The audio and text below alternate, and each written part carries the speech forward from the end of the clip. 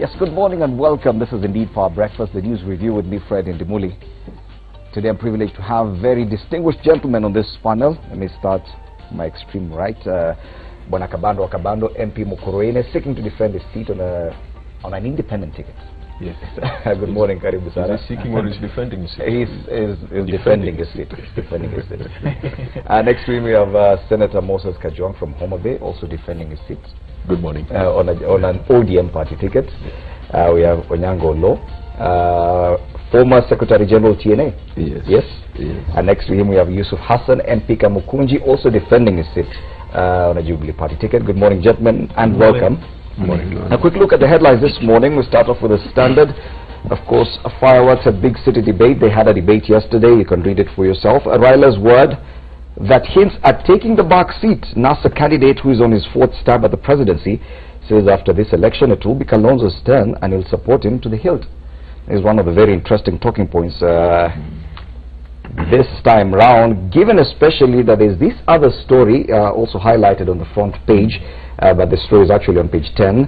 2022, Ruto lures Eugene, Ruto back in Western to fight for a slice of its voter bloc with a message that they should vote Jubilee this time, and then he will reciprocate thereafter by picking what CS Eugene Wamalwa as his running mate.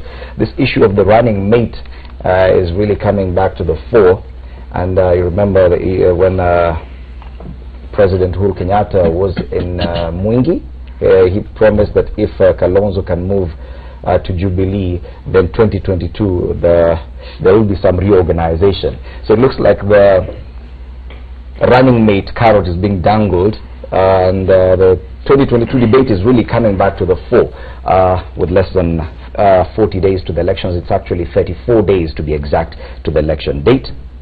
On the front page of the Daily Nation, our night meeting in Kalonzo's residence, Wanjigi. This man Wanjigi, if I may say that, still very much on the lips of many politicians. Wanjigi links with NASA dominates debate, with Ruto and Kalonzo revealing conflicting details about what transpired in that meeting and who brought in the tender baron. The story is on page 3. Quite a lot of different sentiments and different explanations of what happened at a meeting that probably happened sometime in 2012, 2013, just before the elections, where the then Deputy Prime Minister Uhuru Kenyatta, then Member of Parliament for Eldoret North, William Ruto, and the Vice President Kalonzo Musyoka met at the VP's residence. Also highlighted on the front page of the Daily Nation, lecturers' pay strike cripples public universities. Remember earlier this year the lecturers had gone on strike for 54 days. They suspended that strike. That's what they're saying. They never called it off. Awaiting signing of a CBA, it didn't go their way, so now they say they resumed the strike yesterday. So it should be, we should be talking about 55, 56 days of the strike today. Probably we start with that, and 34 days to the elections. NASA's are on strike. We're not even seeing any headlines to do with that. NASA's are on strike. They've gone on strike for a month and 4 days now. We're no longer writing about it, yet it's a matter of life and death for quite a number of Kenyans. Now lecturers are going on strike. It is 34 days to the elections. Shouldn't this be the things that we are talking about instead of just politicking and who met who at a night meeting back in 2012? Let's start with you, Bwana Kabando. Thank you very much, Ndimuli. It happens globally that when you have an election, many other issues get covered because the stakes are very high. And it's about decision making that affects all sectors, and therefore it's not surprising that the other critical issues, though quite important, cannot be significant enough to dominate the political agenda in the country. Nevertheless, one would wish that the systems and the institutions were stronger than they are, because then they would be dealing with those issues irrespective of the political campaigning. Yes. So we are still growing. It's just the choice of headlines and what we're giving prominence, because yes, for the last 2 weeks or so, we've really focused more on the process of the election, which is quite to be expected. That yes, the process matters, and it still does, and there are quite a number of headlines on the inside pages.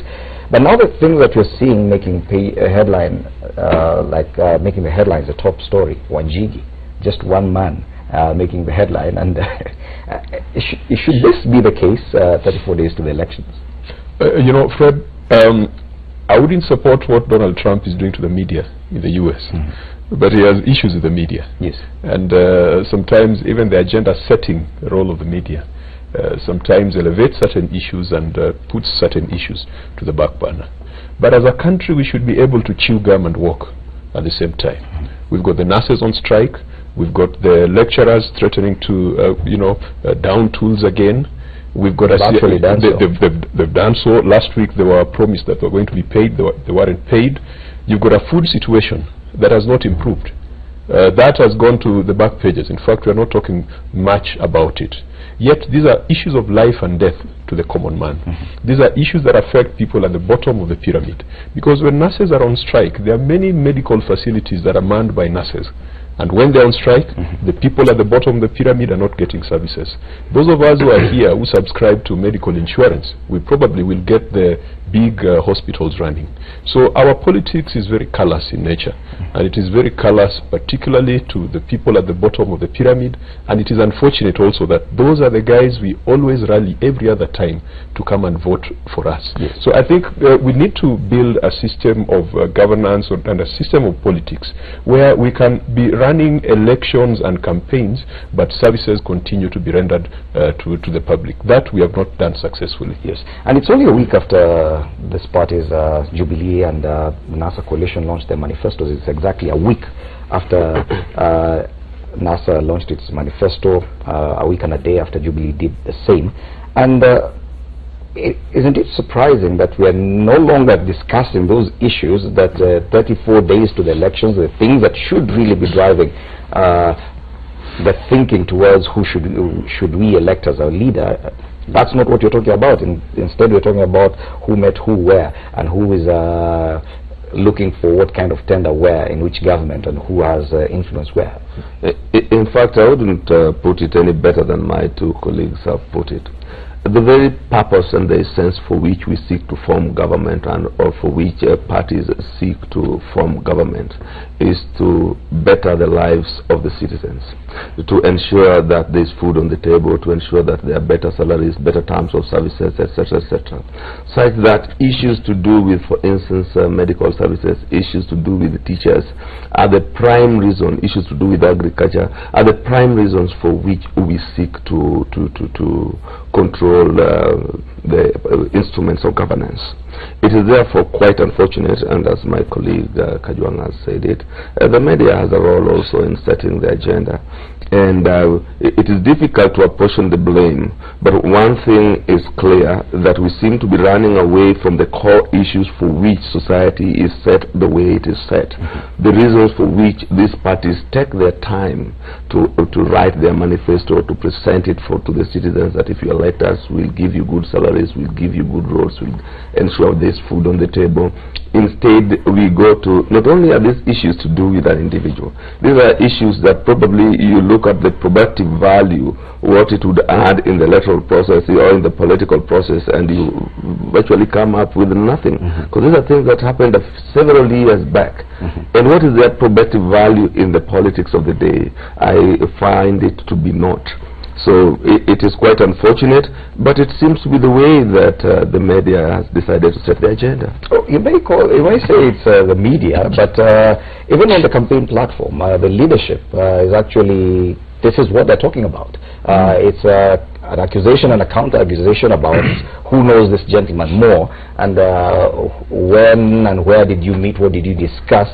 Surely even the politicians themselves, both Jubilee and NASA, are not keen to discuss the manifestos that they launched last week, don't you think?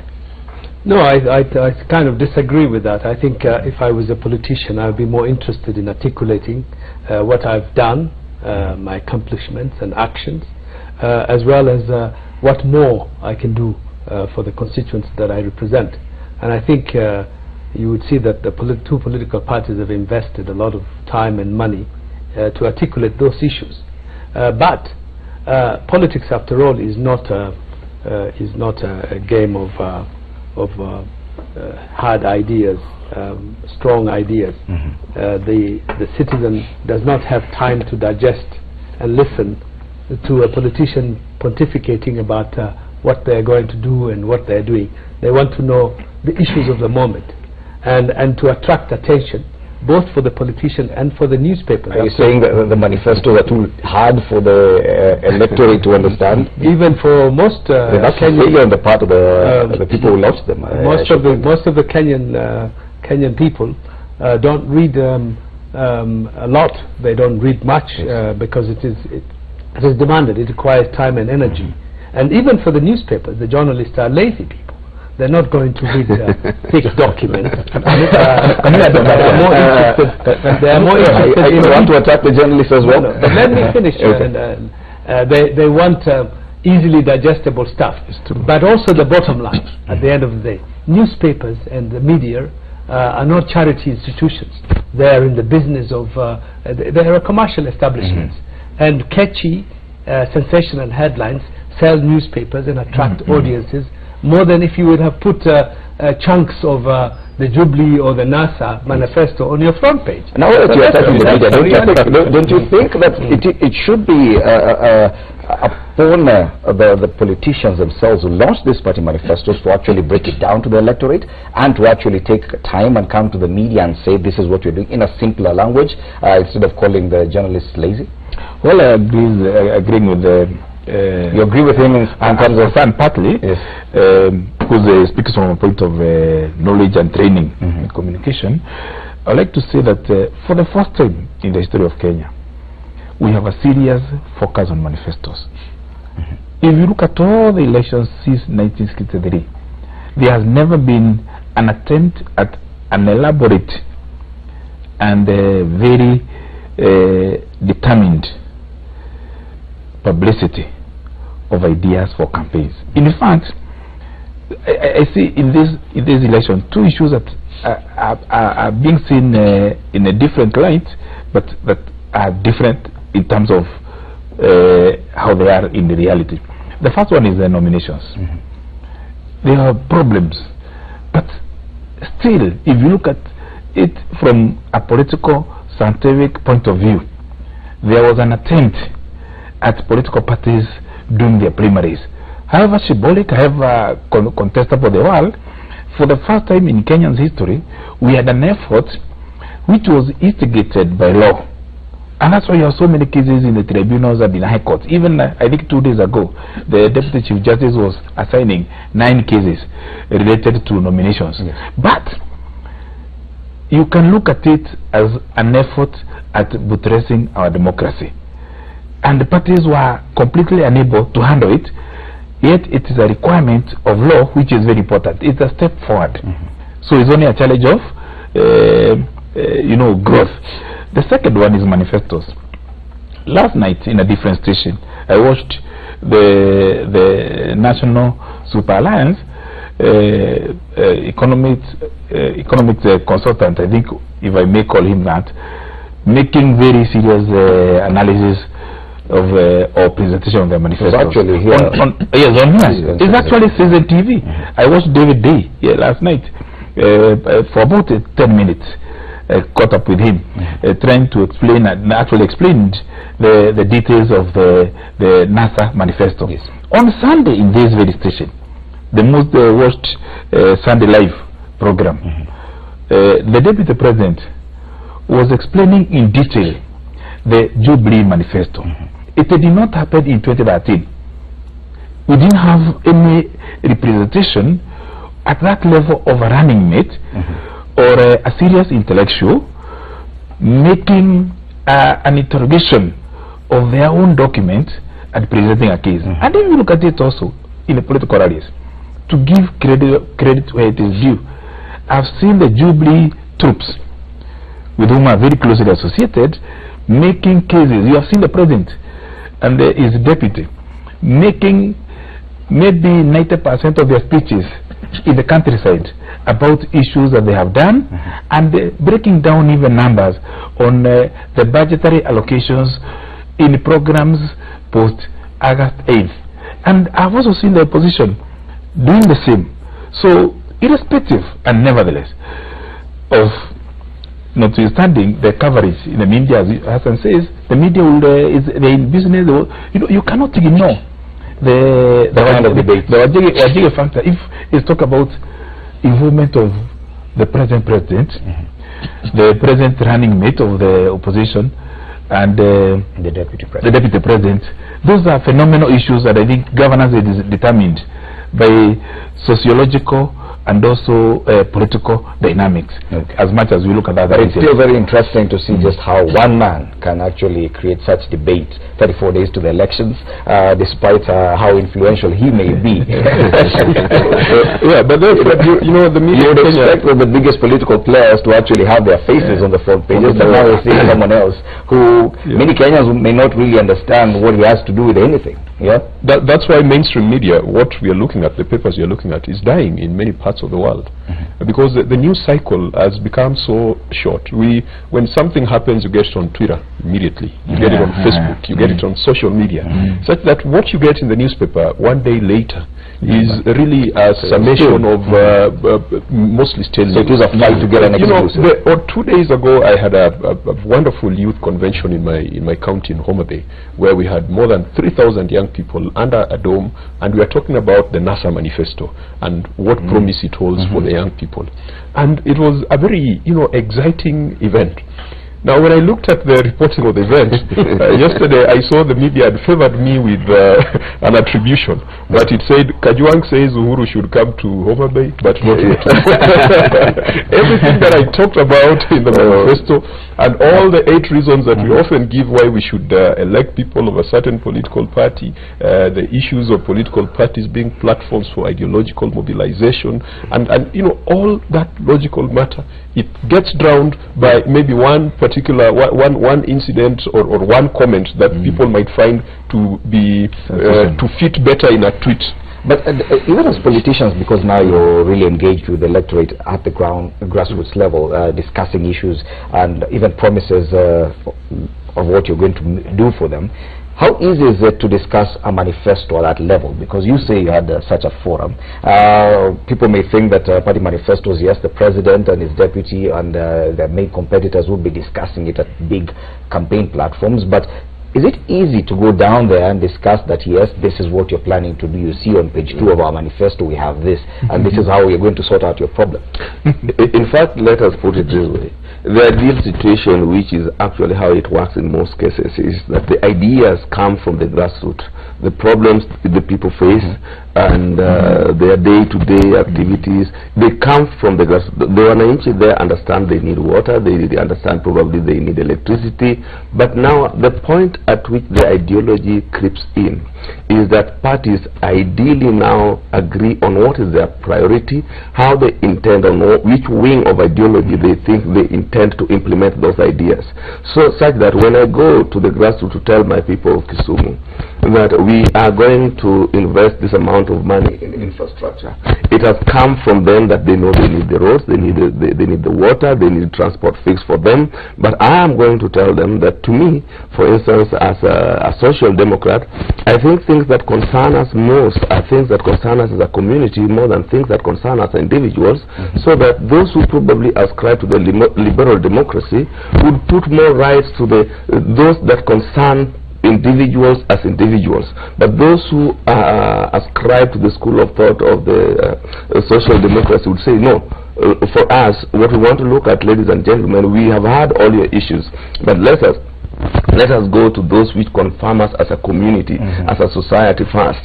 Then those other issues would come second. So simplifying it is so easy. It's not so difficult. And politicians are masters of the game. They will bring very technical, difficult topics, so that no one asks the question. No, so that these people understand and everybody is in tandem with it. Otherwise, you could be talking to yourself. You could end up, if I start talking about infrastructure development, about ideologies, liberal democracy, social democracy, who will understand me there? But if I tell them that the party to which I belong pays more attention to what we do as a community, and the party which so ascribes to pays more attention to the right of the individuals, what the individuals are entitled to, if I put it that, they understand it. So in ideal situation, the manifestos are not developed somewhere from a very high and mighty. They come from the needs, desires and wishes of the people, who are then collated together and give it that ideological backing. Now, Bwana Yusuf Hassan, you represent a constituency that is very cosmopolitan. The rest come from constituencies that you could say are affiliated or aligned to a particular aligned to a particular they vote in a certain way. But when you come from a cosmopolitan constituency, have you at any point found it necessary to actually use the two manifestos that were launched together and explain that this is how we're going to do it, this is how they intend to do it, because the manifestos are pretty similar? At some point they tend to attend to the same issues. Have you at any point found it necessary to use both the NASA and the Jubilee manifesto to explain your way? No, it's true that my constituency is quite cosmopolitan and very demanding, because most of the voters there know much more and demand much more than a rural or a homogeneous constituency. But I haven't had an opportunity to sort of compare the two manifestos at the ground level. I spend most of my time talking about what my government, the Jubilee government, has done and what it intends to do. Do you refer to your manifesto? Yes, I do. I do all the time, and I have my own trickle-down aspects, because the Wananchi on the ground is constantly asking for clean water, decent and affordable housing, better education, better infrastructure, better representation. So these things are quite common at the ground level. But what is the problem in Kenya, and also is not uniquely Kamkunji, is that Kenyans do not vote on ideological lines. They vote subjectively. So they'll tell you, I like so and so. Yes. And they would not give you any explanation for the reasons why they like so and so. So this is the big problem that we need to get away. It's an issue of liking. Yeah, so the time I spend in my constituency is trying to address the skeptical ones. People who doubt whether your government, your representation as a member of parliament, is having any impact on their lives.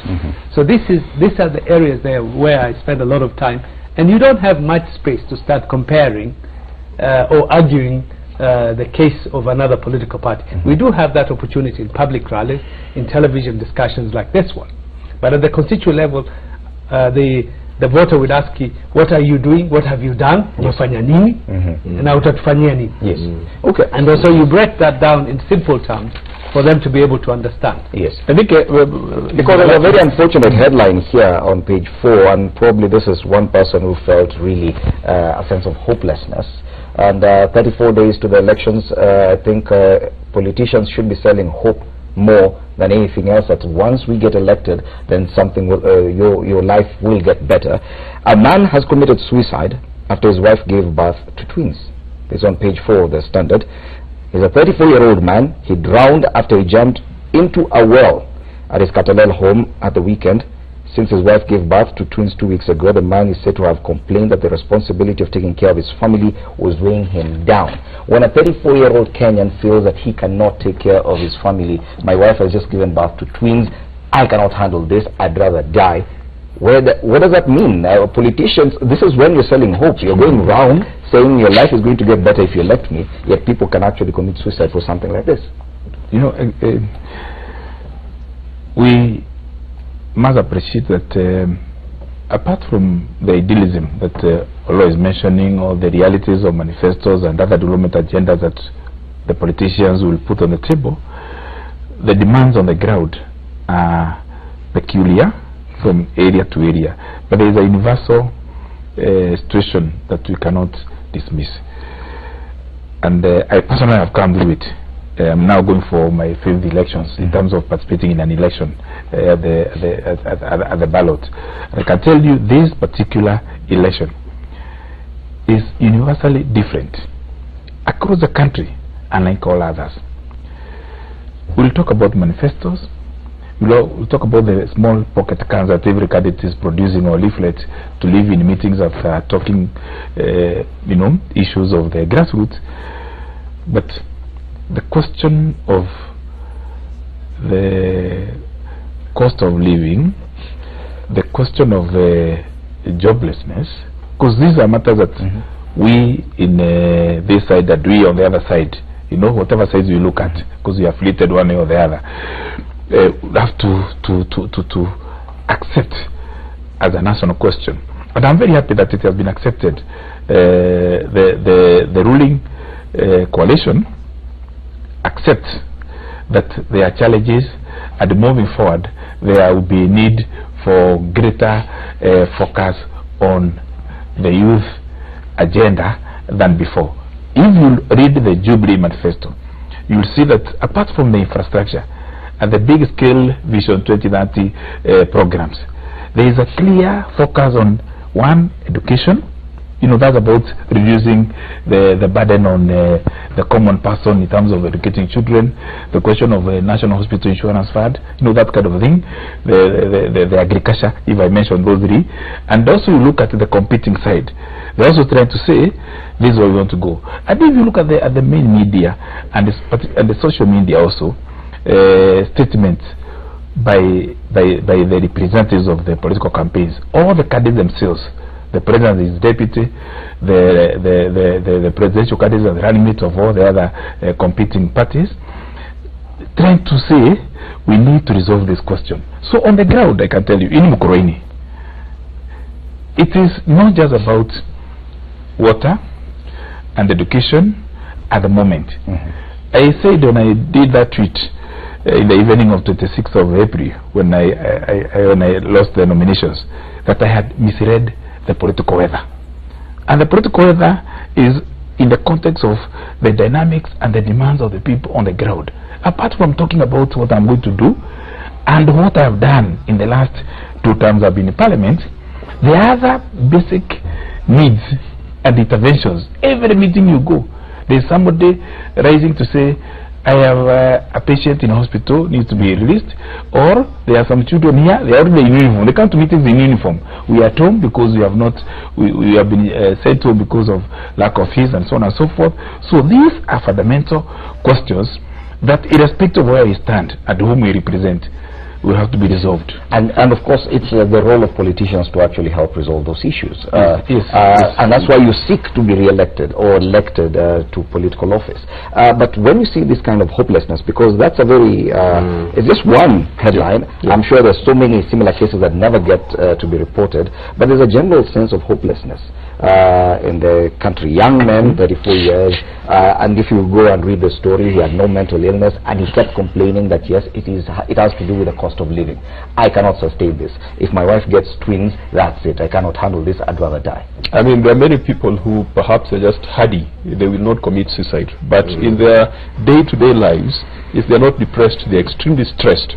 The basket of goods for someone like the unfortunate guy who has committed suicide, when you give birth to twins, your worry will be, how will I take these children to school?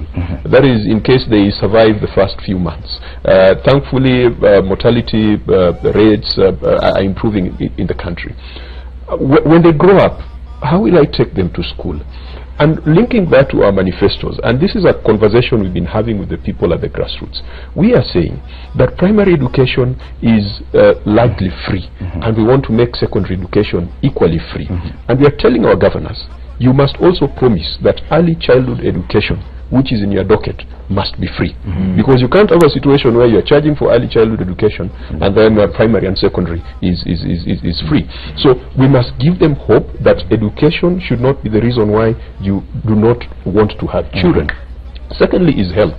We've been talking about free maternal care at the hospitals. We've been talking about the National Health Insurance Fund. Unfortunately, NHIF is an insurance scheme that is run on the basis of actuarial principles. It is run on the basis of premiums. 500 shillings a month, which is 6,000 shillings in a year. Many people, including the guy who has just taken his life, probably did not see himself having the ability to do that.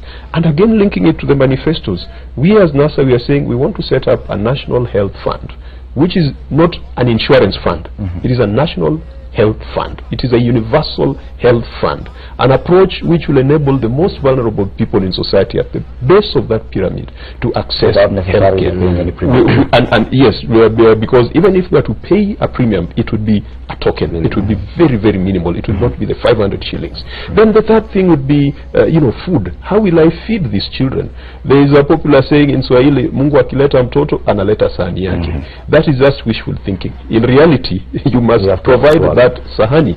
So you must get a job to provide for your family, and then the prices of commodities should also be manageable for you to be able to feed two mouths at the same time.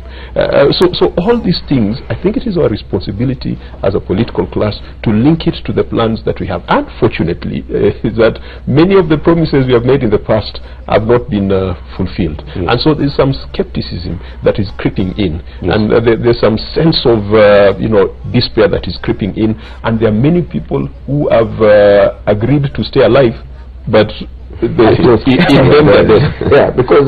with all these promises, because politicians are campaigning, there's so many promises. Yeah, some of them may just leave for that 50 shillings or 100 shillings that they get from politicians. But yes, this time is when politicians are really engaging in selling hope, if nothing else.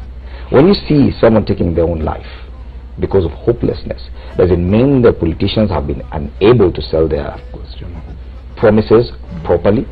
That is a wonderful question, but I would wish to just put a word to what my two colleagues have put it there.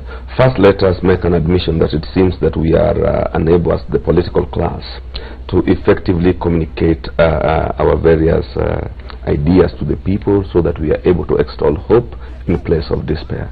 Or if we have been able to communicate it, it has not percolated down to everyone expected. Kabando and myself were contemporaries, and we basically are students of theory, and we must accept that theory informs practice. Basically, the problems that affect our people are the same. So from a superficial level, the solutions should be the same.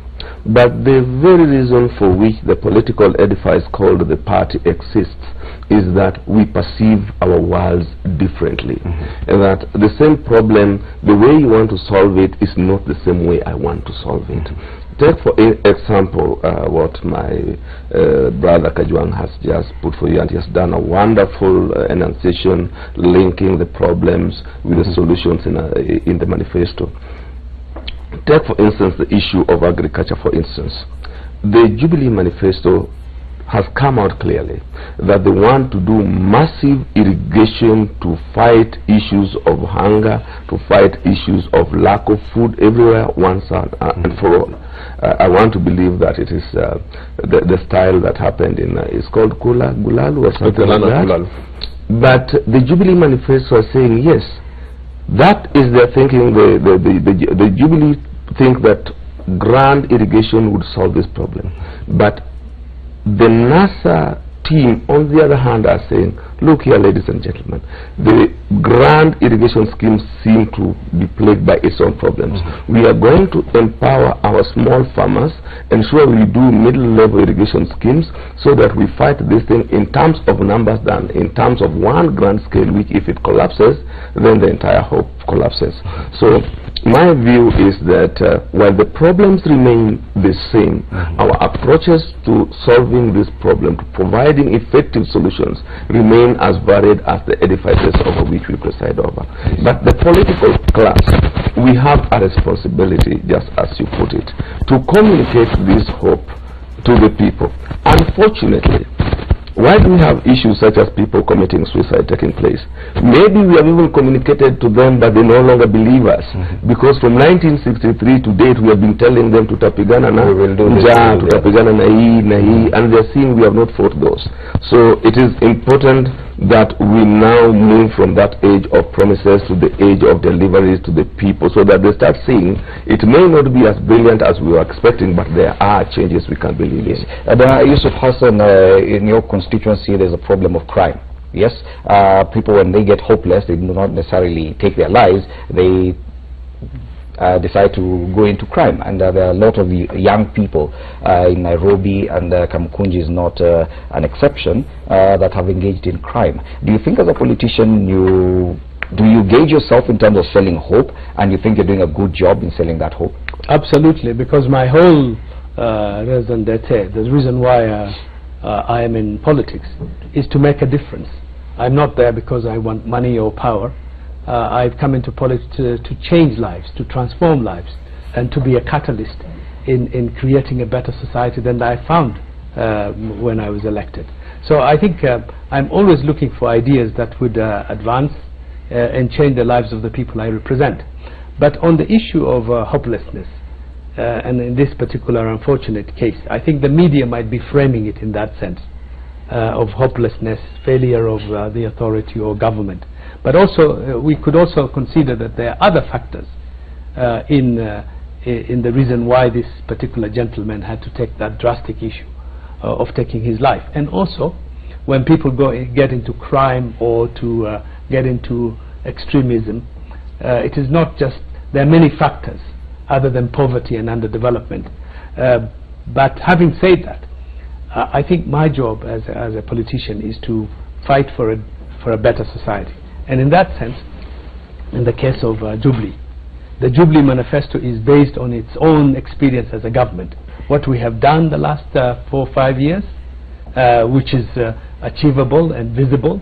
For example, the irrigation that my brother Olod discussed is one of the concepts that we have worked on.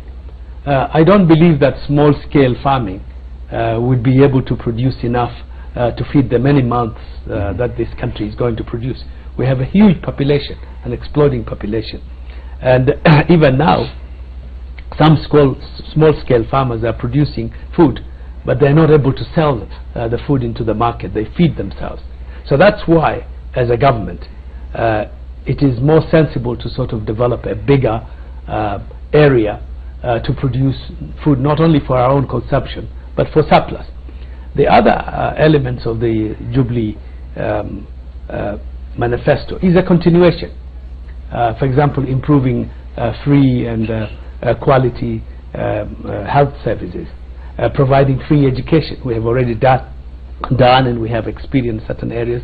We're expanding on more. We are doing more electrification. We are promising to provide more clean piped water in Nairobi by 2020 and the whole country by 2030. So we have already done many of these things. What our opponents are trying to do is they have done a cut and paste thing, taking ideas from here and there. They don't have the experience. They don't have the people to be able to take this forward. And much of their manifesto is uncosted, unworkable, and unrealistic in many ways. You realize they did not even go to check where that story is from, so that you don't say it's a Jubilee area or a NASA zone. But are you saying that because the issue was about hopelessness? Yes, but the way I disagree. The people would commit suicide. People would be criminals, even in wealthy countries like in the United States. That's not a reflection of the state of affairs. There are people who have done extremely well, even in my own constituency in the last 4 years. They have got jobs, they have got training. I have provided 2,500 bursaries to people who have finished their universities in the last 6 years that I have been a member of parliament. And those are the achievement of a Jubilee member of parliament and a Jubilee government. Okay, let's end now for a break because I don't want us to continue selling our manifestos at this time. Time for a break. When we come back, we discuss the politics. You realize on the front page of the Standard, there are two stories highlighted. The main story, you start with the word 2022, and another story here, 2022. Are we moving on to 2022 even before we get done with 2017? It's 34 days to the election. We're already talking about who's running mate in 2022. Are we done already with this year's election? That's when Power Breakfast returns.